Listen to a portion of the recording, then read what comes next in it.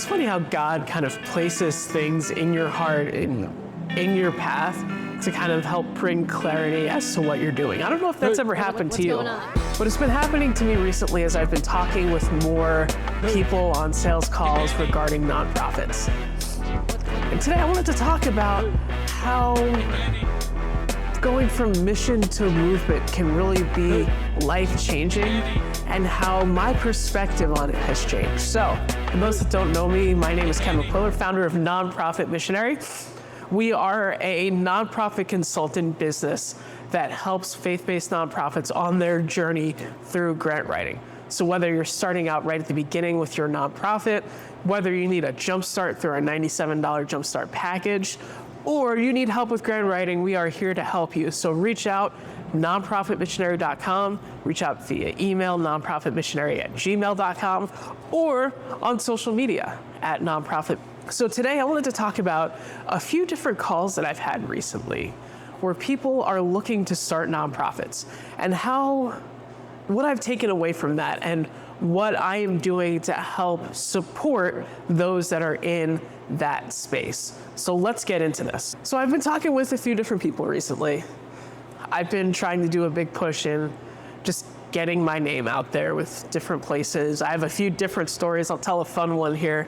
I put out something and used AI as my thumbnail just because I can make a thumbnail. For me, it just saves some time.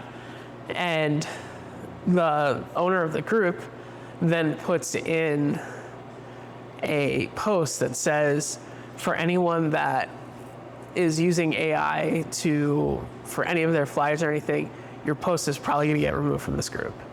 Which, if that's the rules of the group, fine. Wasn't established ahead of time, but okay, I can recognize it.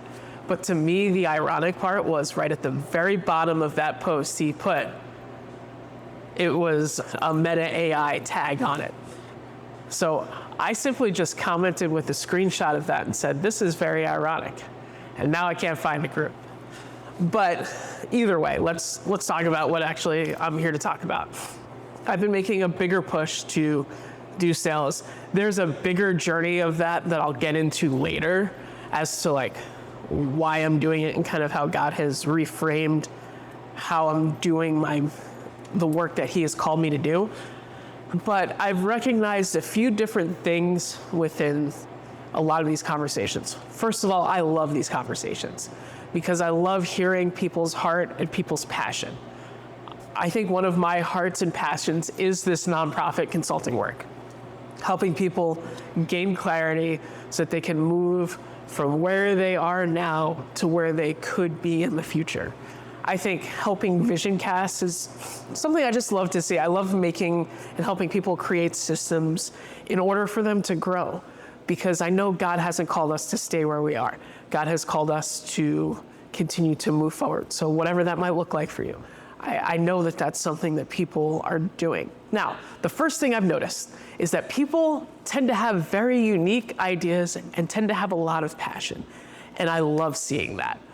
Hearing some of the innovative ideas to reach people for the kingdom of God, and also those that may not necessarily be a faith-based nonprofit, reaching those that are in your community. People have very unique approaches to it. In fact, I'd seen a grant recently that is piloting specifically for foster care, where they're just having LOIs out for, do you have a unique way to approach foster care? And we'll help fund that. And I think like having that idea of uniqueness and innovation is something that I love seeing. I believe that God is a God of innovation. I think that He provides very unique tools and unique ways to approach things. And that looks very, very interesting in the ministry world, where we minister to probably 50, 75 people on a regular basis. And at the same time, sometimes those people will never step through the doors of our church, but yet kids are getting saved. We're doing baptisms. We're seeing lives transformed through a very unique model. We're not just doing a church service. We have a coffee shop where we're talking with people, having conversations. We have an after-school program where we're helping through the tutoring aspect of it, through having unique experiences, Right now, we're in the month of June, we're launching our summer camp.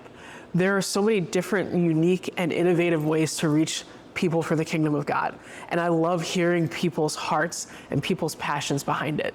Something else I've noticed with that is that people tend to have a passion for something they have experience in.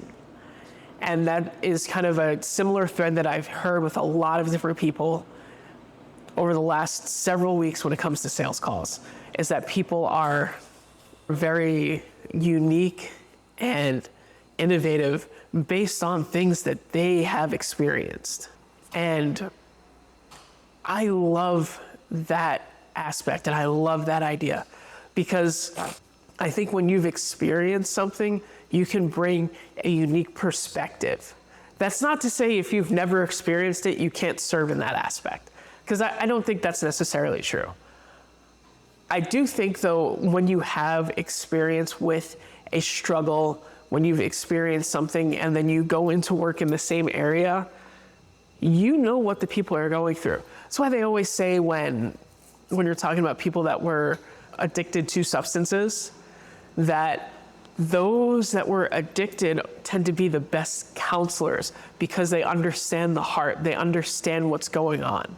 I think me as a nonprofit consultant, I can understand those that are just getting into grant writing, because for several months, close to a year, I had no idea what I was doing. I was struggling financially, not like I'm gonna lose everything, but like I was in that grind of like, I'm working really hard, but also I'm not seeing a fruit on what I'm doing. I'm not seeing that return. And I recognize it now that I was doing the wrong type of work, and I'm understanding that, like, when it comes to fundraising, it just looked differently from how I was doing it to start. And also with grant writing, I didn't know what I was doing. I knew grants existed for nonprofits, and throughout all of my college days, I had been always told that I was a good writer. I helped with the writing lab, served as a TA. Like I understood that I had some skills with writing. So I was like, oh, well, grant writer, it's just gotta be that. Like it's super simple. But once I kind of took that deep dive, I went back to school, I did all of the things to learn a little bit more about the grant writing world. It made a world of difference. And what I wanna do is, me 10 years later in this grant writing journey, help cut that 10 years for some people to a couple months by showing them the different ways that you can continue to improve your grant writing. The importance of building relationships, the importance of focusing on this area of a grant application or writing it in this style because that's what the foundation wants to see. All of those different things. It's something that it took me a lot of time, and I'm passionate about it because I understand how important it is to have those resources for the struggling nonprofits, the smaller nonprofits that are doing great work, but also need a little bit of an extra push so that they can not only do great work, but sustain that great work beyond that person that took a third, a fifth of that great nonprofit that could do great things at scale if they had the funding to add 5 high quality employees to what they're doing. Everyone has those things. For me, I think that is grant writing and nonprofit consulting and teaching people. But hearing out some of the hearts of people that want to do great work has been so rewarding, and I love it. And also, if you are listening and you're like, man, I really want to start a nonprofit, but I have no idea how, let's start with a Zoom call. I want to hear your heart, I want to hear your passion, and I want to help turn that passion into a movement that changes lives. And I think, once again, it starts with experience. I think of my dad that battled cancer about 15-ish years ago and has been in remission for pretty much about the same time. But it's something that was kind of a turning point in his own journey, because then he started looking at, like, how can I help people that are suffering through their walk of cancer? And with that, providing some people with, like, the tools and the advice and the resources that can help them have the right mindset as they're going through this fight. And I think when I look at my people that I've talked to, I kind of see that heart. Like, this isn't just like, oh, I kind of stumbled upon a video about homelessness and it kind of seems fun. No, like they understand the heart and the burden and the passion. It's not something that's just kind of happenstance that they're like, oh, well, I'm just gonna stumble upon it. There is some tears behind that. There's some pain. There's some, man, I wish someone could do more about it. And I think when I look at nonprofits, those are the nonprofits that I want to help. Those are the ones I want to serve. Those that have those unique ideas, that passion that's based on experience.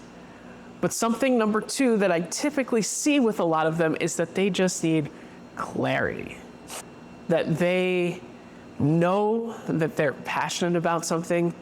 They know that they want to start a 501c3.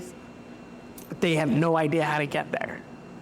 And yeah, you could just go through and file the paperwork and call it a day. But I think when we take some time and say, how do we want to do this? And how do we want to do this so that a year into this, we're not figuring out, oh my gosh, I need to create a budget, or this particular organization needs this in order to get a grant in, but the grant's due tomorrow and I don't know how to do that and it's just too complicated. I think some people just need that step-by-step process of what that could look like. And I think when we take the time to say, let's talk to a nonprofit consultant and maybe get some clarity on what those steps are, because it's not just filing paperwork. Yes, that's a big part of it. In order to have a 501c3 paperwork, it has to be legal through the government. That's a step that needs to happen. But within those steps, the process of what do we want this organization to look like, I think is just as important. And where my heart is I see that people have these ideas, but they don't know how to make. And I want to help provide that map. And that's kind of something that I've recognized more and more, is that, yes, I will still do grants, and grants is still one of my cornerstone packages. And for a lot of these startup nonprofits that I want to work with and want to help along in this journey, I might be their grant writer in 2-3 years, if not sooner. But in order to get there, I want to help steward them and disciple them along the way so that when they're ready for grants, it's not a panic thing. It's not a I'm not sure what to do thing. They already have the answers. They have clarity on who they are, what they do, what their programs are, their activities, who they're serving. That way, creating the grant package and creating the application is less of a burden and more of just, this is what's going to happen next. I've recognized that people just need clarity.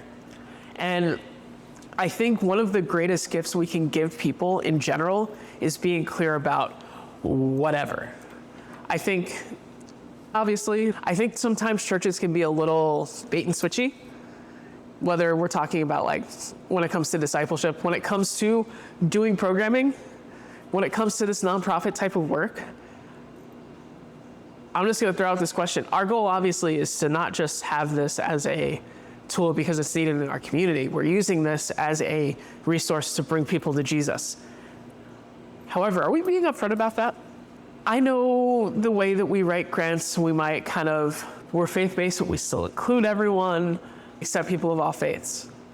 And I think like when we hear the accept people of all faiths, I know that there are some churches out there that are like, oh, well, like we're affirming of everyone. That's not what I'm saying. I'm saying that if someone that's not Christian walks through the door, we're not rejecting them because they're not a Christian. And if your church isn't doing that, then how are you expecting your church to grow? How are you expecting to disciple new people? But anyway, I think that when we look at things like that, like we try to be a little subtle and not say like, yes, we're a Christian organization, because sometimes foundations will be a little weird about that. However, in your programming, are you being bait and switchy? Or are you being clear like this is a faith-based program? Because anytime someone enrolls in any of our programs, that's something that we say. We say that we are faith-based. We say that we do have a Bible time. Are you okay with that? And there are people that say, well, no, whatever faith, or, oh, I don't know about the Jesus thing, and say, hey, we're still open to you. We'll have you here. We'll pray for you, everything. But I think it's important to be clear, not just in our program, but also with our staff. Are you clear about the expectations of your staff? Are you clear about what you expect your volunteers to do? Are you clear with your donors about what you're actually doing? People need clarity. People need to understand what they're doing and how they're doing it and why they're doing it. And when I look at these clients that are coming to me and they're like, I want to do this, but I don't know how. I think one of the things that God has called me to do as a nonprofit consultant is to make the vision clearer, to help them to come from, I have this idea in my head, what does it look like on paper?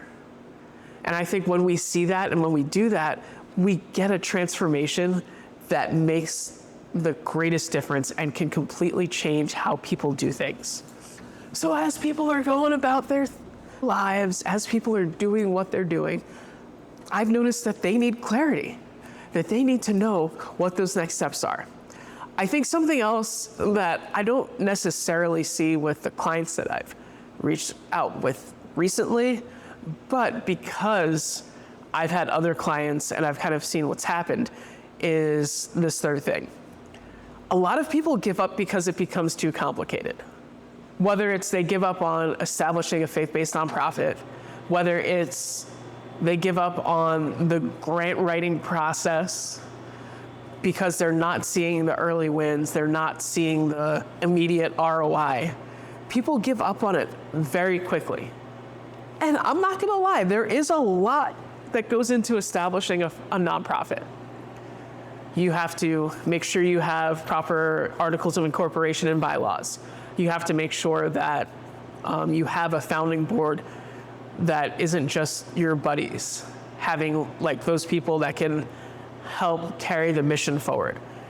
Making sure that you have a clear mission and vision statement, proper programming, making sure that you file the right paperwork in the right order, because if you do it out of order, you're gonna have to do a bunch of stuff again. And then even if you get all of that, do you have a bank account? Have you figured out where you want to do a bank account? Because that's important too. Not just because it's all about the money, but like if someone's donating to you, if you're getting a grant, where's it going? You can't put a grant to a nonprofit into your personal account. It just doesn't work that way. And I think when we look at it, sometimes the work that goes in can be very overwhelming. And I understand that. It is very overwhelming. When I look at this space that I'm in, don't know this is my coffee shop, or if you're listening and not watching the video, we started this coffee shop. This started as an idea back in like 2017, 2018, when we had first gotten into this space. It used to be an old bar, which if you don't know, that's why it's called the Tavern Coffee House. We were kind of vision casting and really settled on, we want this to be a coffee shop. And it took a lot of time to get all of the approvals from the city, to get all of the permits done. And once we were able to actually get the work approved, then COVID hits, which threw everything off. And then once we were ready to go, not only did we have to reschedule stuff, but everything skyrocketed in price. And there was a lot of things in there.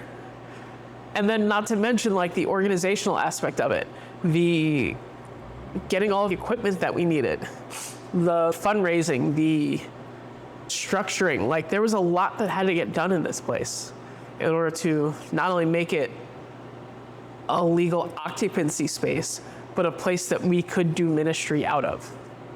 And I understand when people are like, man, I just can't handle this, this is too much. I understand.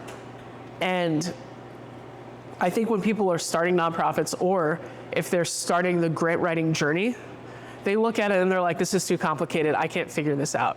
And then they just give up. What I want to encourage you to do today is, are you giving up because it's too hard or it's not the right thing? Because I'm not saying that everyone has to establish a 501c3. I'll get to that in a second.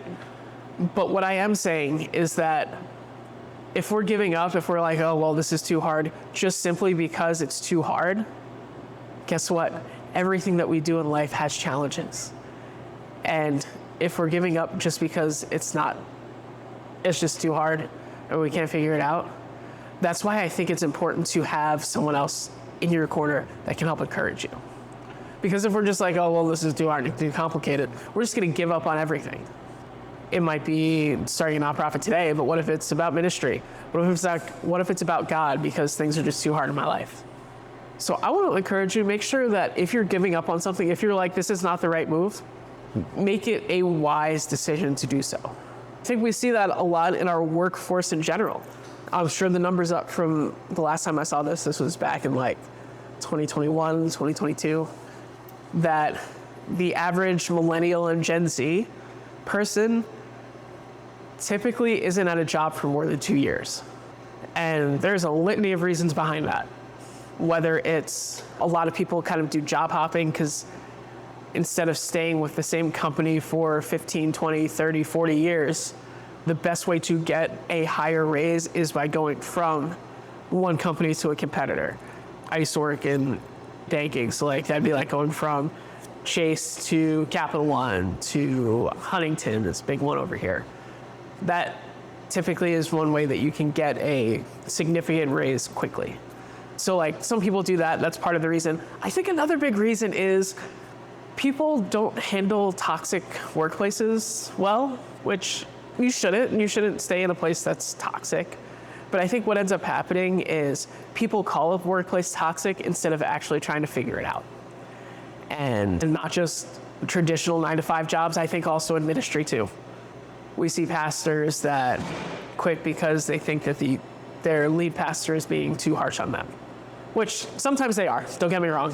I'm not saying every lead pastor is amazing, but I think sometimes instead of talking things out, people just get mad and quit and find something else and then call that God's direction in transition versus trying to actually figure it out and have clarity and try to navigate tough conversations with grace and understanding, and recognizing too that what's being said versus what's being heard can be very different. People give up sometimes because it's too complicated, and it stinks when it's in ministry, and as a result people get bitter at God or get bitter at the church or get bitter at a particular denomination of church, whatever. It also, for me as a nonprofit consultant, feels horrible when people are like, well, the grant writing thing, it's all a scam, it's all a joke. People don't really get money from it. We have to trust the process. We have to understand that it is a process, and we have to make sure that we are doing things the right way and not just give up because it's too complicated.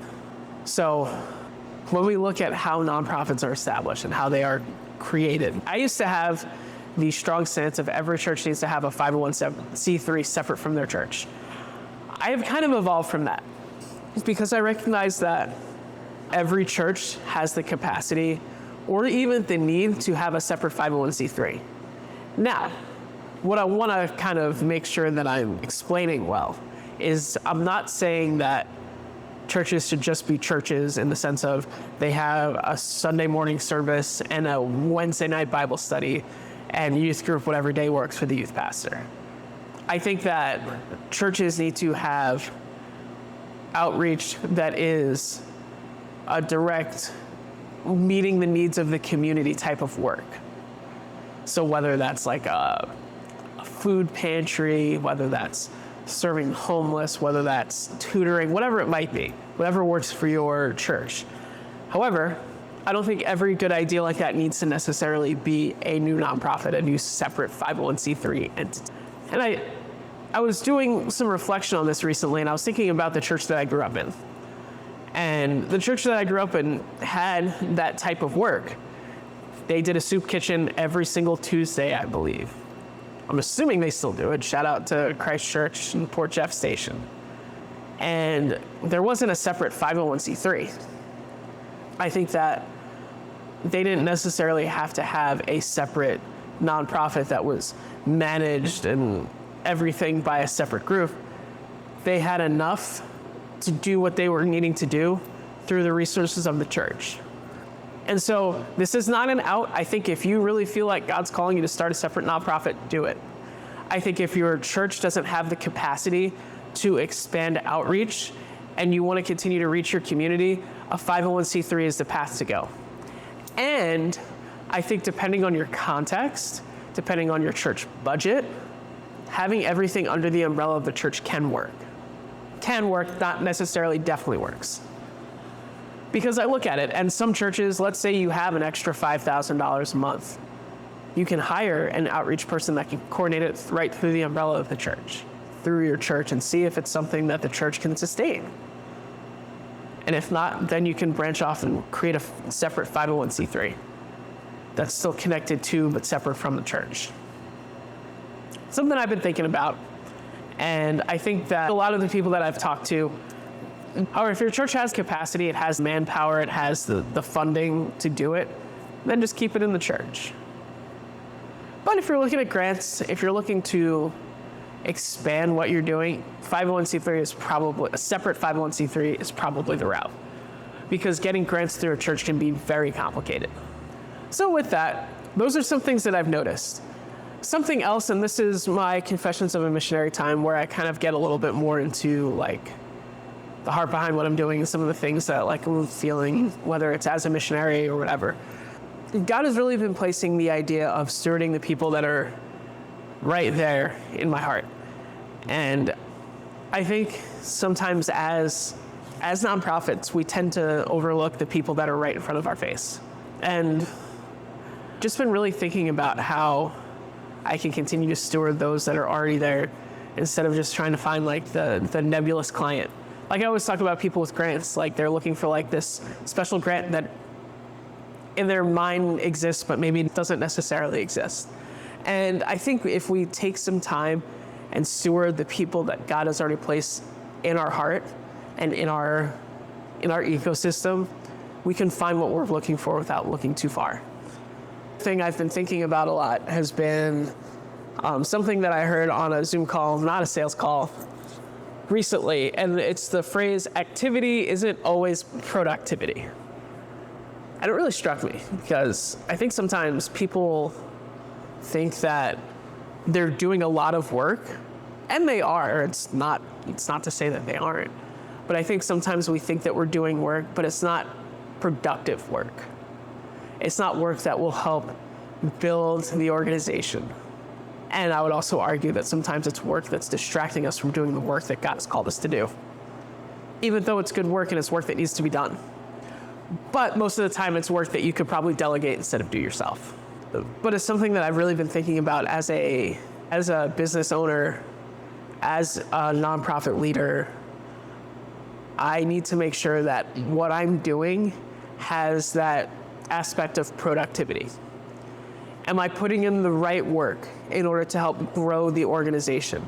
Am I trying to build relationships? Am I trying to actually do the things that I'm saying that I'm doing?